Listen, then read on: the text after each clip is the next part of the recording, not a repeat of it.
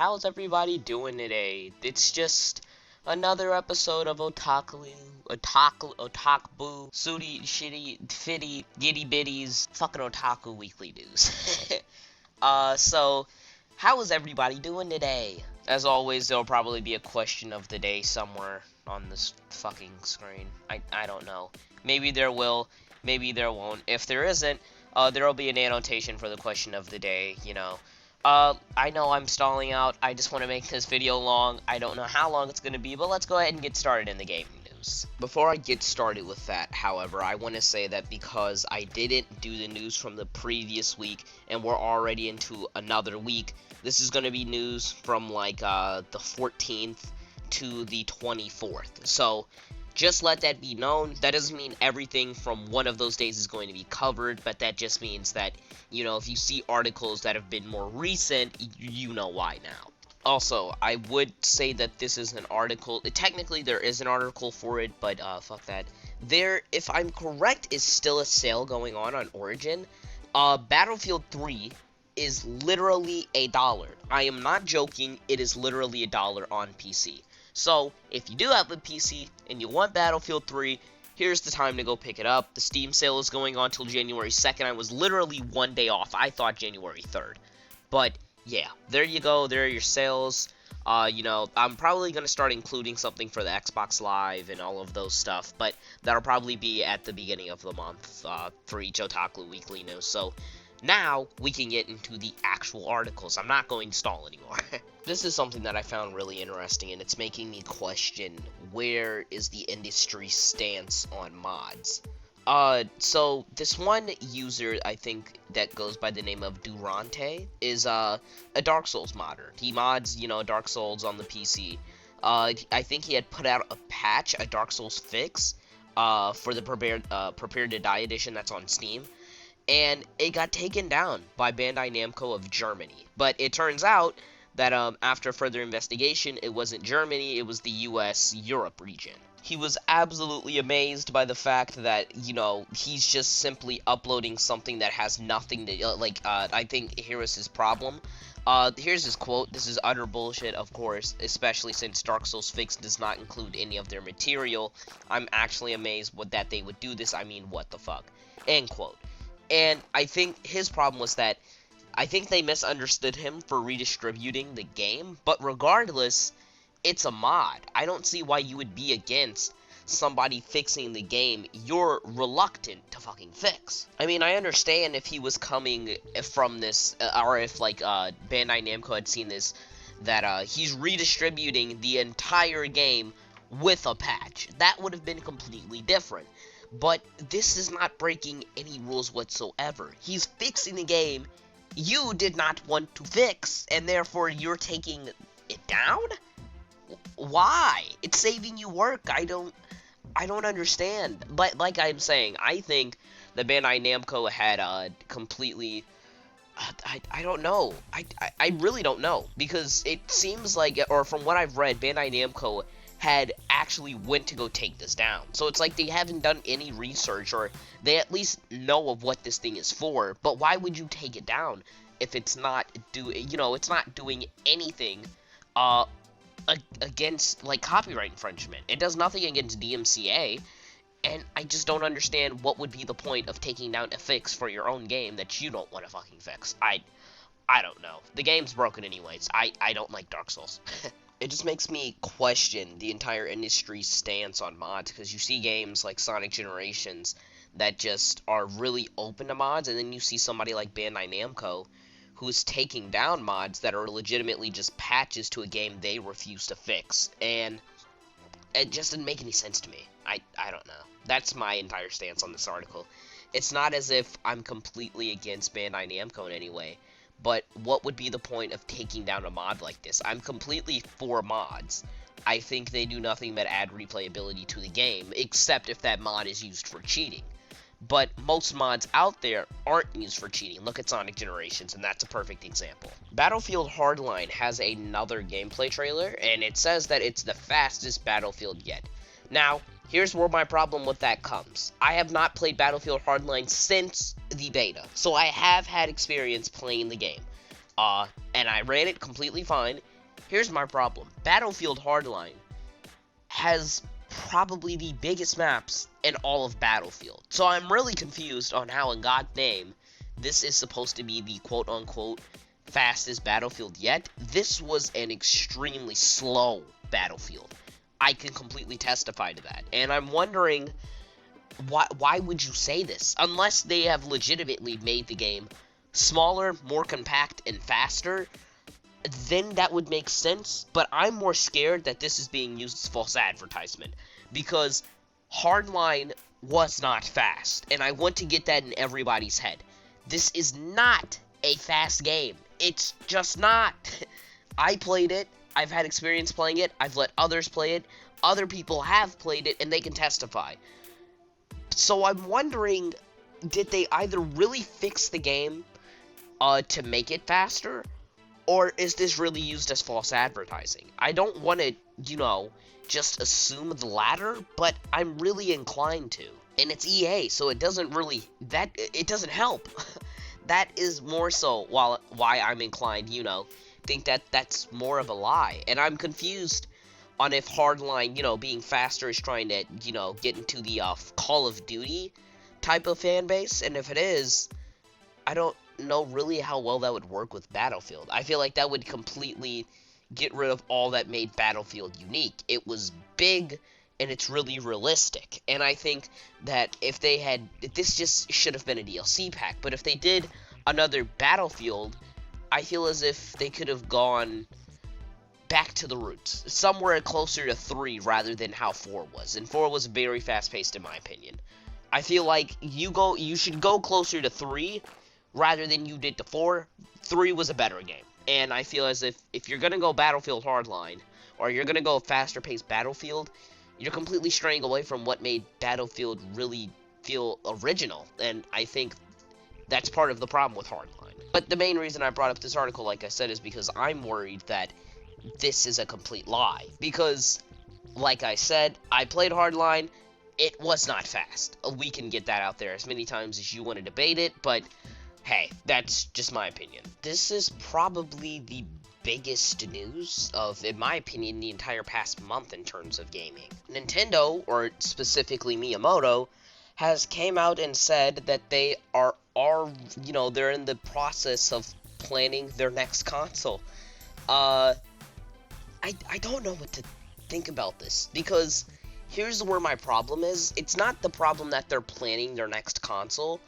It's also not the problem that they're planning it, this early, this close to the original, like the Wii U's launch. But it's more a problem because they're planning a console just to beat the PS4 and Xbox One. And that means that console they're about to put out is going to be underpowered like the Wii U was. And that's where my problem is. See, here's the thing. This is what I'm referring to with the Wii U. Nintendo was working on the Wii U to simply be more powerful than the 360 and the PS3. And did that succeed? Yes. But with the way they're doing this now, it makes it seem like their next console is going to fail for the exact same reason, that it's going to be trying to be more powerful than the PS4 and the Xbox One, and not try to be on par with whatever comes next, which is where their entire issue is. Nintendo plans very early, and I don't think that's the problem. The problem is that because they plan very early, they end up getting screwed over in the long run, because they're trying to beat what isn't even going to be their competitor, and that's where Nintendo is failing. If they're planning now, they're planning to beat the PS4 and Xbox One. You should be planning to beat the consoles after the PS4 and the Xbox One. You shouldn't be planning to beat the consoles that aren't going to be your competition at this point. I'll give you an example of what I mean. It's like if the GameCube came out and its goal was, to compete with the PS1. That's not its goal. The goal was to compete with whatever Sony and Microsoft are going to put out. You get the point? That's what that thing's goal was. And if you put out this next console anytime soon, or you already start planning it, it's almost guaranteed to be weaker than what Sony and Microsoft are planning. And another reason because of that, or for that, is because Nintendo is pretty damn cheap. I also don't think that them even planning something this early, in my opinion, I don't know what to think about it, because the Wii U has only been out for like 2 years, and if they're already planning, this makes me think that they might be done with this console sometime around 2017, 2018, which means this generation isn't going to last more than about 5 years, and that really scares me, because for people that had bought a Wii U, that just recently bought one, I bought one 2 years ago, but for people that had just recently bought a Wii U, this feels like a waste of money to you, and I know exactly how you feel, because you've waited 2 years just to wait for this price drop, and for it to feel like it's worth the purchase. Now you feel it's worth the purchase, and they're gonna come out with something new. It's like, this is what I said on my gaming channel so many times before. They are better off failing with the Wii U, and then starting fresh later, than abandoning the Wii U, and abandoning whatever fan base they still have left. And I think that if they go ahead and abandon the fan base they have now on the Wii U, whatever their next console is, and their fan base is going to feel fucked. They are going to feel EA'd right in the asshole, and that's how I feel. So, Rockstar, you're finally giving us a reason for why heists are still not on GTA 5. Here's Rockstar's reasoning, and quote, "Heists were a much bigger challenge to create than we had originally anticipated." Going on, early versions were simply not good enough and had to be scrapped more than once as we honed in on how we thought they should work. We're happy to say that the pack we are now finalizing is something that we are excited by and eager to release as soon as it is ready. End quote. Oh, wow. I don't think there's any way you can really excuse this, because I understand that they may have underestimated what they were trying to do, but I don't feel like that's the real reason why it feels delayed. I think the whole reason why they delayed it is because they wanted the next gen versions to come out first, and then they wanted to see how those versions sold, because it's clear that they want heists on the next gen too. And they didn't want to release next gen version last year for whatever reason that was. I think they just didn't want to rush the game. But yeah, I think that this is just a lack of basic good planning. Heists, this game has been out for a year, over a year now, and you still don't have the main feature that a lot of people, number one, bought it for, and number two, that you promised around the launch of the game. So, there's no way possible that I think that they just simply underestimated it, because I feel as if heists for the last gen consoles could have been done around March, but they delayed it, and that was the time that they said that they was going to be released around anyways. It was spring of this year, but now they wanted to develop it probably alongside the PS4 and Xbox One version, which they were planning, and I feel as if they just don't want to say, we wanted the next gen versions to be just as complete as the last gen version, and vice versa. And we didn't want one version having this amount of content before the other version did. That's all this really seems like it is. It doesn't seem like they're doing this because they quote-unquote underestimated what they were doing.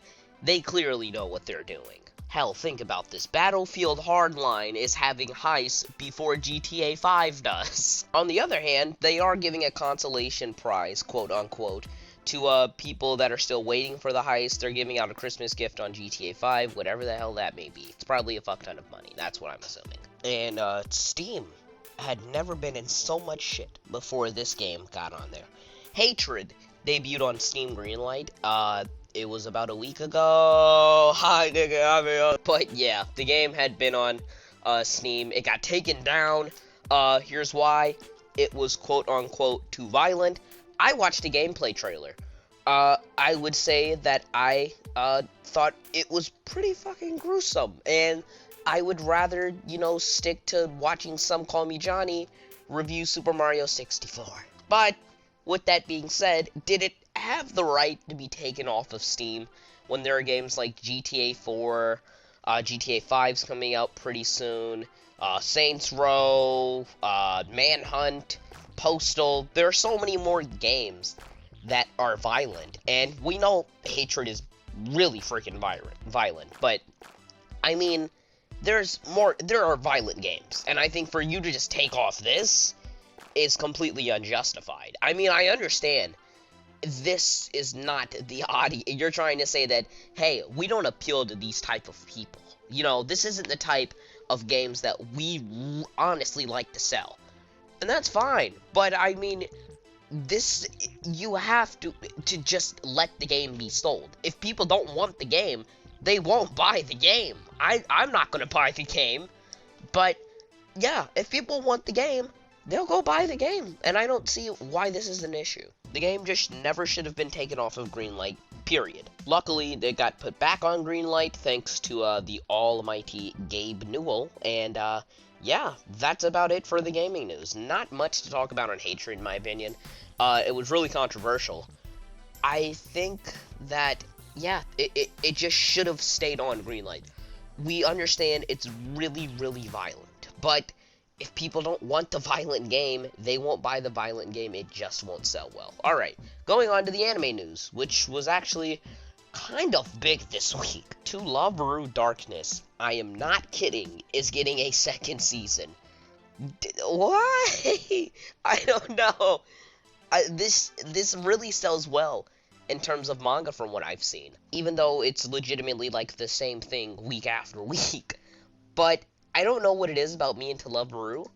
I love the show, even though I know it is absolute garbage. It's like how I am with Aldino Zero and Batum. I like the shows, but they are bad. I like To Love Ru, and it is terrible.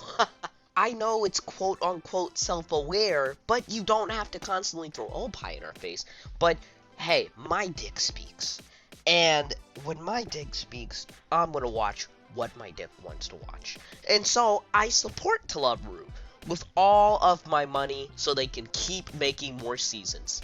I am not joking about that. I know I shouldn't support this, but I do anyways. But along with To Love Ru getting a second season, holy fucking shit, Gintama is back, and it's slated for April 2015. Oh my gosh, I thought spring was going to be so screwed, but we're getting Gintama again, which means that, oh my gosh, there was nothing better that happened this entire week than knowing Gintama was coming back.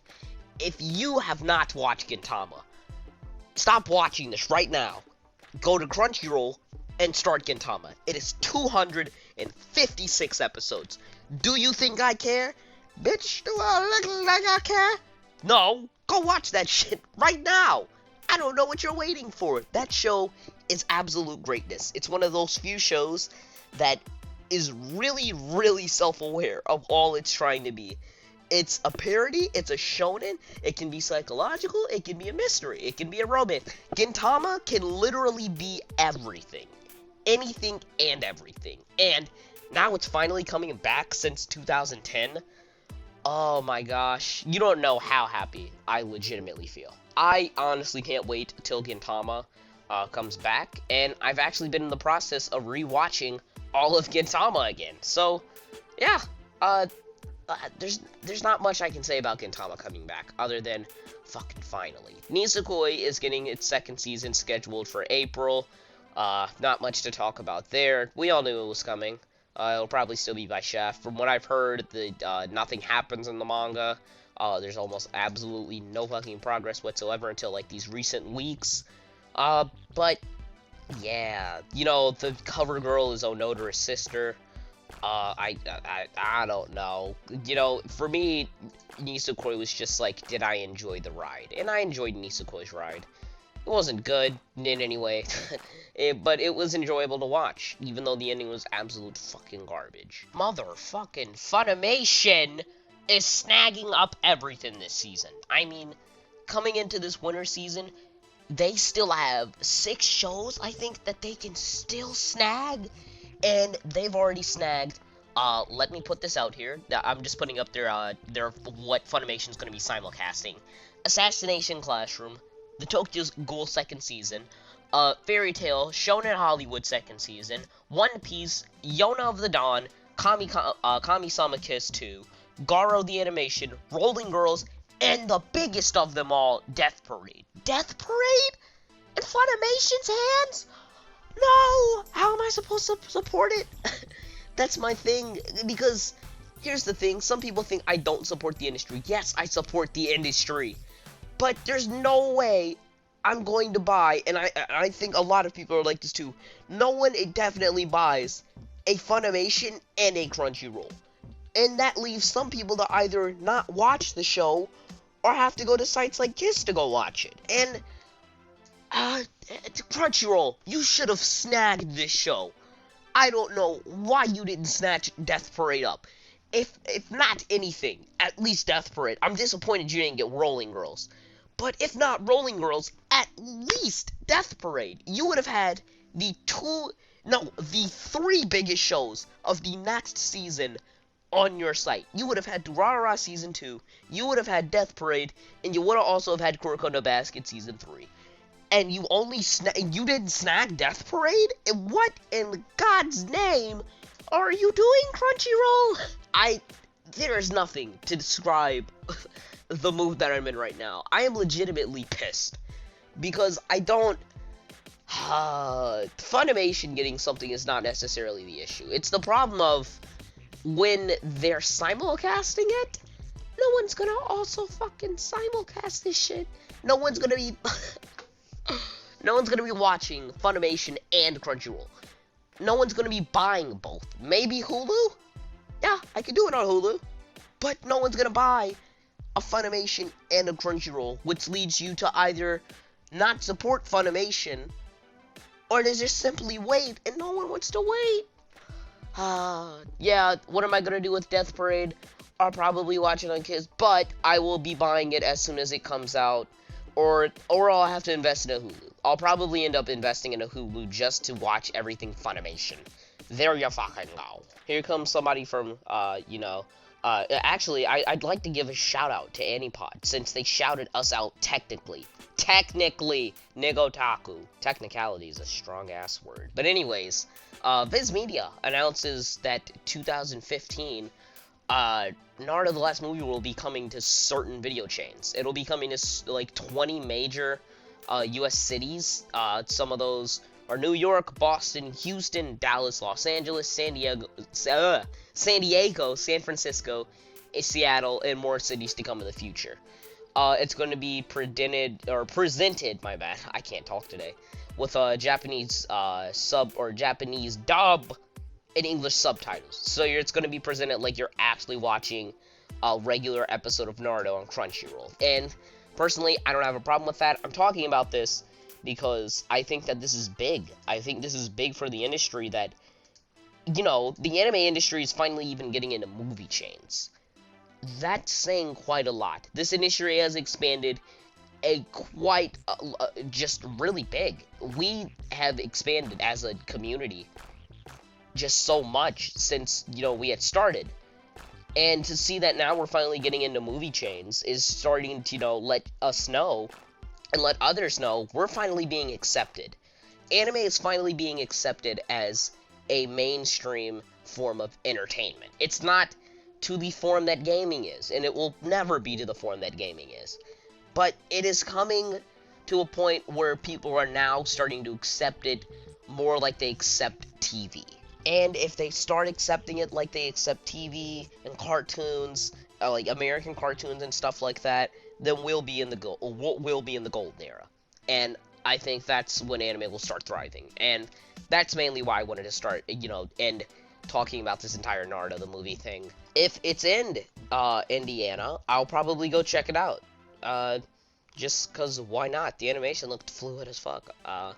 But yeah, if it's going to be released in theatrical places, then I'm assuming eventually it'll get leaked online and people will be able to watch it online and Crunchyroll will probably, you know, have it streamed on their site, so whatever. So, that is all for my news today. This went on a little longer than I think last week did. But anyways, I'll see you guys later. Deuces.